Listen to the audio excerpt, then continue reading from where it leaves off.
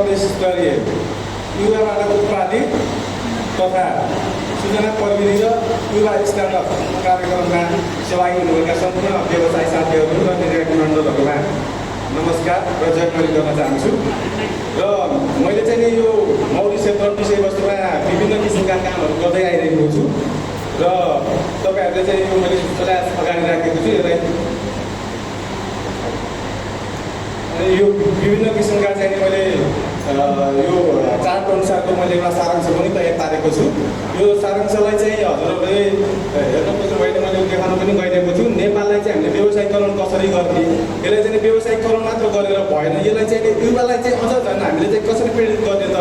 अनि म बल्ल अहिले 28 वर्षको भएँ, म यो व्यवसाय सम्बन्धित चाहिँ काम गर्न थालेको 9-10 वर्ष भयो। अझ मसँग पढेको साथीहरू, अझ मसँग पढेको चाहिँ भनौँ न मेरो चाहिँ क्लासमेटको साथीहरू सबै विदेश अथवा अरू व्यवसाय रोजगारको लागि अरूसँग निर्भर भइराखेको हुनुहुन्छ। तर मैले चाहिँ आफ्नै व्यवसाय गरेर चाहिँ यो व्यवसाय चाहिँ सुरु चाहिँ गरिराखेको छु।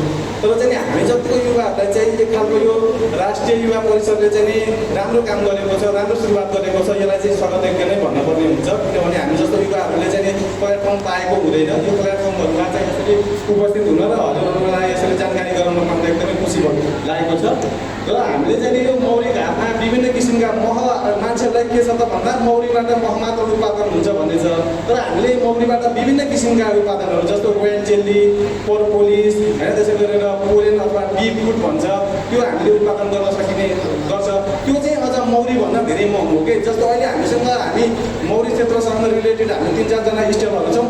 अझ के छ त भन्दा हामीसँग मह मात्र उत्पादित चित्रहरू छ, अरू केही वस्तुहरू होला। तर चाहिँ हामीले चाहिँ यो जुन प्रविधिहरू प्रयोग गरेर चाहिँ नि हामीले रुदिलो जस्तो पर्पोलिस, त्यसै गरेर रोयल जेली, त्यसै गरेर बी पोलिन होइन, त्यसै गरेर चाहिँ विभिन्न किसिमका उत्पादनहरू चाहिँ हजुरहरू सामु हामीले ल्याउन सकेको छैन। किनभने त्यसको लागि साधन र त्यसको लागि चाहिँ विभिन्न खालको इक्विपमेन्टहरू चाहिँ चाहिने भएको भएर यो विषयवस्तु हजुरहरूले अध्ययन गर्नु होला। र म निर्णायक मण्डलज्यूसँगै मैले चाहिँ नि हाम्रो राष्ट्रिय युवा परिषदको चाहिँ नि हाम्रो कर्मचारी साथीहरूलाई एउटा मेरो ज्ञापन पत्र जस्तो पनि छ, यो म हजुरहरूलाई हस्तान्तरण गर्छु। यो पनि हजुरहरूले एकचोटि अध्ययन गरिदिनु होला र सम्बन्धित ठाउँमा पेश पनि गरिदिनु होला। त्यसै गरेर हामीले मौरी घामलाई चाहिँ मैले विभिन्न किसिमका पछिल्लो 6-7 वर्षदेखि चाहिँ मौरी सम्बन्धी तालिमहरू अनि त्यसै गरेर विभिन्न संस्थाहरूसँग चाहिँ आबद्ध भएर यो तालिमहरू अनि सेमिनार गोष्ठीहरू पनि दिइराखेको छु। र म जस्तो युवाहरूलाई कसरी प्रेरित गर्ने भन्ने विभिन्न खालका मैले सामाजिक सञ्जाल प्लेटफर्महरू जस्तो युट्युब, फेसबुक, टिकटकतिर अनि इन्स्टातिर चाहिँ मैले मेरो मौरी सम्बन्धीका ज्ञान यी सबै कुराहरू चाहिँ मैले प्रस्तुत पनि गरिराखेको हुन्छु। त्यसै गरेर चाहिँ हामीले चाहिँ मौरीबाट पनि आत्मनिर्भर चाहिँ भइन्छ। तर बजारमा अहिले के छ भने मौरीबाट मह मात्र हामीले बेचेर हुँदैन। यसलाई पनि हजुरहरूले पनि एक खालको चाहिँ अध्ययन गरिदिनु भयो भने र हामीले चाहिँ एक खालको अग्रसर गराइदिनु भयो भने अझ हामीलाई काम गर्न सजिलो हुन्छ भन्ने विषयवस्तुलाई पनि मैले विशेष जोड दिन गएँ। त्यसै गरेर हामीले मौरीबाट विभिन्न किसिमका चाहिँ भनौँ न एक खालको अझ मौरी चरण क्षेत्रमा हामीले लिँदाखेरि एकदम भोग्न पर्ने पीडा के त भन्दा यो मौरी चराउन आएको मान्छे हो, यसले चाहिँ पोलिनेसनको काम गर्छ भन्ने उहाँहरूलाई थाहा हुँदैन। तोरीमा चढ्दै भने झन् उत्पादन पर्दो हाम्रो घट्छ भन्नुहुन्छ क्या। तर उत्पादन पर्दो 60+% चाहिँ बढ्ने हुन्छ। तोरी स्रोतमा हामीले जस्तो मौरी लियौँ भने चाहिँ के हुन्छ भने त्यसको पोलिनेसनको काम गर्छ। फुलमा चाहिँ भाले कोण र पोथी कोण हुन्छ।